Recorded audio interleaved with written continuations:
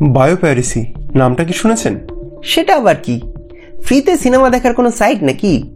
আচ্ছা, পাইরেসি কি শুধুমাত্র সিনেমাতেই হয়? আচ্ছা, বুঝেছি। তাহলে ফ্রিতে বইয়ের পিডিএফ পাওয়া নিয়ে কথা বলছেন, তাই তো? সেটাও নয়। এটাও না? তাহলে জিনিসটা কি, একটু খোলসা করে বলুন তো। বলছি, বায়োপাইরেসি হলো উন্নয়নশীল দেশের প্রাচীন জ্ঞানের চুরি। আর একটু ক্লিয়ার করে বললে এটা দাঁড়ায় যে আমাদের দেশের কোনো প্রাচীন পদ্ধতি, যেটা হয়তো আমরা অনেকদিন আগের থেকেই জানি, যেটার জ্ঞান পেয়েছি আমরা আমাদের আগের জেনারেশনের থেকে, তারা হয়তো পেয়েছে তার আগের জেনারেশনের থেকে, এবং কিছু চিকিৎসা করার ক্ষেত্রে সেগুলো ব্যবহার করা হয়, কিন্তু এর কোনো লিখিত দস্তাবেজ নেই। এই পদ্ধতি চলে আসছে মূলত লোকমুখেই। এবারে আমাদের দেশের এই প্রাচীন জ্ঞান আহরণ করে নিয়ে উন্নত দেশগুলি তার মাধ্যমে ওষুধ বানিয়ে সেগুলোকেই আবার আমাদেরকেই চড়া দামে বিক্রি করছে, অর্থাৎ কিনা তেলা মাথায় তেল দিচ্ছে। আমাদেরই জিনিস, আমাদেরই জ্ঞান, যেটা আমরা এতদিন হয়তো বিনা পয়সায় পেয়েছি, এখন সেটার জন্যই দাম দিতে হচ্ছে, কিন্তু তাতে লাভবান হচ্ছে অন্য কোনো দেশ। এটাই হচ্ছে বায়োপাইরেসি। এবারে আপনাদের মনে প্রশ্ন আসতে পারে যে আমি সাডেনলি এই বায়োপাইরেসি নিয়ে এত কেন কথা বলছি। তার কারণ আজকে যে বইটির বিষয়ে আলোচনা করতে চলেছি তার সাথে বায়োপাইরেসির বিষয়টি ওতপ্রোতভাবে জড়িয়ে রয়েছে। তাহলে চলুন আর ইন্ট্রোটাকে বর্ণনা করে আজকের আলোচনা শুরু করা যায়।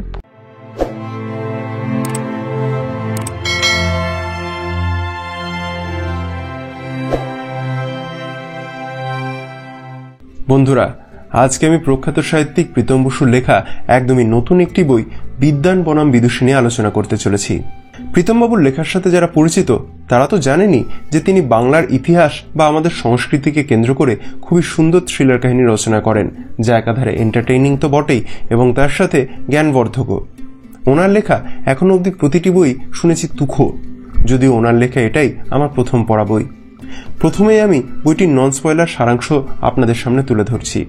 বিদেশের এক বিখ্যাত ওষুধ কোম্পানি অ্যামফার্মা একটি ছোট ভারতীয় কোম্পানি সুশ্রুতের উপর পেটেন্ট ভায়োলেশনের অভিযোগে 8 কোটি টাকার ক্ষতিপূরণ দেওয়ার জন্য কোর্টে কেস করেছে।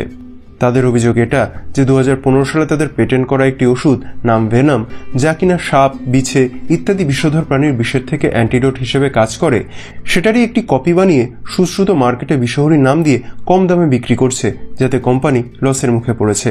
কিন্তু সুশ্রুতের দাবি এই যে এই ওষুধ বহুযুগ আগে থেকেই আমাদের ভারতেই রয়েছে এবং তার খোঁজ দেওয়া রয়েছে খনার বচনে। এই অ্যামফার্মাই উল্টে তাদের জ্ঞান চুরি করে নিয়ে বায়োপাইরেসি করেছে, তাই তারা অ্যামফার্মাকে কোনো রকম কোনো ক্ষতিপূরণ দেবে না এবং এই ওষুধের বিক্রিও বন্ধ করবে না। কিন্তু আদালতে এই বায়োপাইরেসির কোনো সঠিক প্রমাণ না পেলে রায় দেবে কিন্তু অ্যামফার্মার পক্ষেই, কারণ খনার বচনের সত্যতা কোথায়? খনা বলে কি সত্যি কেউ ছিল, নাকি এটা সম্পূর্ণরূপে গল্পকথা? সুশ্রুত যুক্তি মানতে হলে আগে প্রমাণ করতে হবে খনা বলে সত্যিই কেউ ছিল এবং তারপরেই আসবে খনার বচনের সত্যতা। কিন্তু সমস্যা হচ্ছে খনার অস্তিত্ব প্রমাণের সেরকম কোনো তথ্য আজও আমাদের বাঙালির কাছে অজানা। তাহলে সেটা প্রমাণ করবে কে? ভারতে কি এমন কেউ আছে যে এই বিষয়ে আলোকপাত করতে সক্ষম? খনা কি সত্যিই বিদুষী ছিল? সুশ্রুত কোম্পানির তরফ থেকে অ্যাপয়েন্ট করা অ্যাডভোকেট মিস বসাক কি পারবেন এমন কাউকে খুঁজে বের করতে যে পারবে এই খনার অস্তিত্বকে প্রমাণ করে সুশ্রুতকে বাঁচাতে? জানতে গেলে পড়তে হবে এই সুবিশাল উপন্যাসটি। কিন্তু এখানেই আসছে সব থেকে গুরুত্বপূর্ণ প্রশ্ন, আদৌ কি এই বই পড়া উচিত হবে কিনা? এর উত্তর দিতে গেলে প্রথমে আমি এর পজিটিভ পয়েন্টগুলো একটু তুলে ধরতে চাই। প্রথম পজিটিভ পয়েন্ট হলো লেখনী। প্রীতমবাবুর লেখনী যে কতটা ক্ষুরধার তাই লেখা পড়েই আমি বুঝতে পেরেছি। অতীতের কাহিনী যখন চলছে সেখানে তিনি যতটা সাবলীল, বর্তমানের কাহিনী বলাতেও তিনি ততটাই সাবলীল, ফলে এক মুহূর্তের জন্য কাহিনী ছেড়ে উঠতে ইচ্ছে করে না। সেই কারণেই এই লেখনী হচ্ছে আমার কাছে প্রথম প্লাস পয়েন্ট। পরবর্তী পজিটিভ পয়েন্ট হলো গল্পের প্লট। এই কাহিনীতে দুটি কাহিনী সমান্তরালে চলেছে। অতীতের কাহিনীতে তৎকালীন নারী সমাজে পড়াশোনা জানা নারীকে কি কি বাধার সম্মুখীন হতে হতো এটা খুবই সুন্দর করে দেখানো হয়েছে। এর সাথে সাথে বর্তমান সময়ের সাথে বায়োপ্যারিসির সাথে সেটা কিভাবে কানেক্ট করছে তা নিয়েও লেখক অসাধারণ মুন্সিয়ানার পরিচয় দিয়েছেন। অতীতের কাহিনী হোক বা বর্তমান স্টোরি হোক, দুটি টাইমলাইনের গল্পই আমার বেশ ভালো লেগেছে, তাই এই কাহিনীর প্লট আমার কাছে একটি plus point. Next positive point হলো গল্পের থ্রিল। শুরু থেকে এই কাহিনী থ্রিলার গতিতে এগোতে থাকে।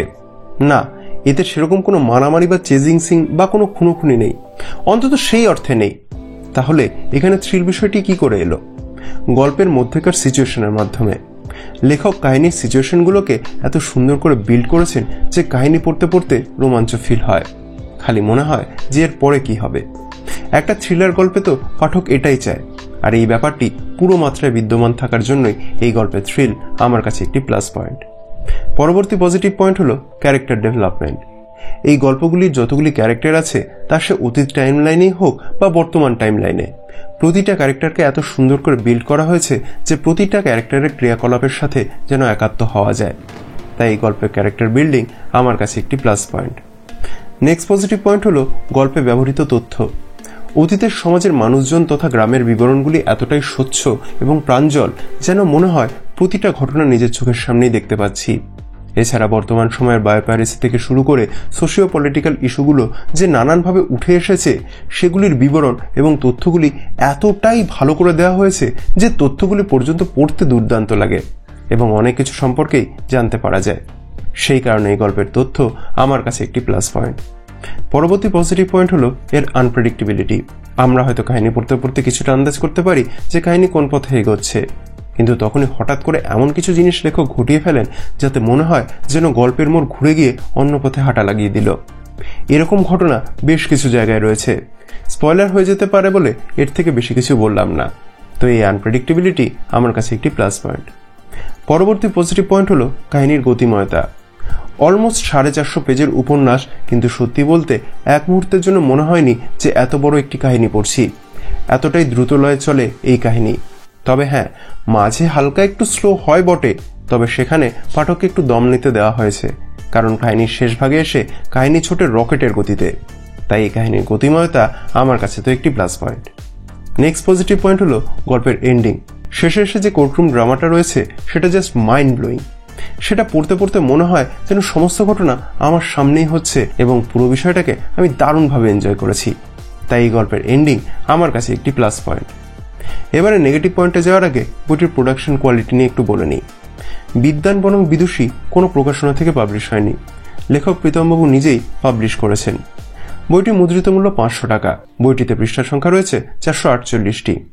বইটি পেপারব্যাক বাইন্ডিংয়ে রয়েছে এবং পেজের সংখ্যা এবং দাম অনুযায়ী দেখতে গেলে সেই কোয়ালিটি আমার বেশ ভালো বলেই মনে হয়েছে।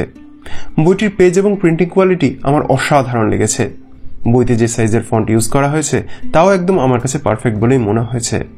পড়তে গিয়ে কারোরই কোনোরকম কোনো সমস্যা হওয়ার কথা নয়। বইটির প্রচ্ছদ করেছেন মধুজা মুখোপাধ্যায় এবং শুভজিৎ সেন। ওনাদের করা এই প্রচ্ছদ আমার খুবই স্নিগ্ধ লেগেছে এবং গল্পের সাথে সম্পূর্ণরূপে জাস্টিফাইড বলেই মনে হয়েছে।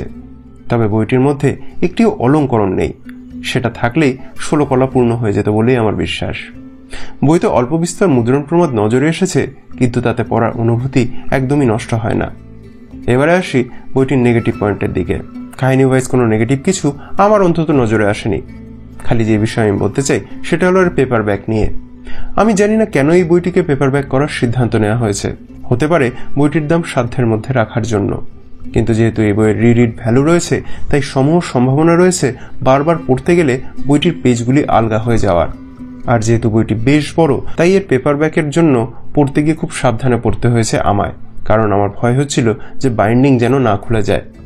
ফলে একটু দাম বাড়িয়ে যদি এটিকে হার্ড কভার বাইন্ডিংয়ে করা হতো তাহলে বেটার হতো বলেই আমার মনে হয়েছে। এবারে উপসংহারে আসা যাক। আমার সত্যি খুব লজ্জা লাগছে এই ভেবে যে এতদিন কেন প্রীতমবাবুর কোনো বই পড়তে পারিনি।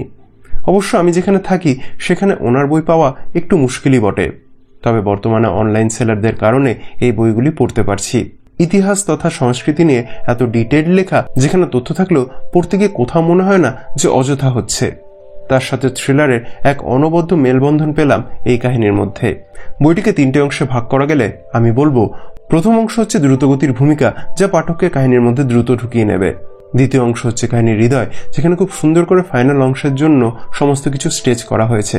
এবং অন্তিম অংশ হচ্ছে শ্বাসরুদ্ধকর, যেখানে কাহিনীর শেষের সাথে সাথে একটি দুর্দান্ত কোর্টরুম ট্রায়াল আমরা দেখতে পাই। কাহিনী যখন শেষ হয় তখন মনে আসে এক অনাবিল আনন্দ।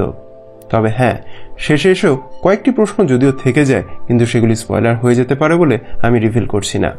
ওভারঅল আমার পড়া রিসেন্টকালীন কাহিনীগুলির মধ্যে নিঃসন্দেহে সেরার তালিকায় স্থান করে নিয়েছে বিদ্যান বনাম বিদুষী। আমি আমার সমস্ত দর্শক বন্ধুদের এই কাহিনী অতি অবশ্যই রেকমেন্ড করব এবং বলবো এই কাহিনী একদমই মিস না করতে। তো বন্ধুরা, এই ছিল আজকের পাঠ্য প্রতিক্রিয়া। আপনি যদি অলরেডি বইটি পড়ে থাকেন তাহলে আপনার কেমন লেগেছে কমেন্ট করে জানাবেন। আর আমার এই কাজ যদি ভালো লেগে থাকে তাহলে ভিডিওটি লাইক এবং কমেন্ট করার এবং শেয়ার করার অনুরোধ রইল। আর হ্যাঁ, আমার চ্যানেলে যদি নতুন এসে থাকেন আর আমার কাজ দেখে যোগ্য বলে মনে হয়, তাহলে আমার চ্যানেল বিএম বুক রিভিউ সাবস্ক্রাইব করে আমায় সাপোর্ট করার অনুরোধ রইল। দেখা হবে পরবর্তী ভিডিওতে। সকলে ভালো থাকবেন, সুস্থ থাকবেন।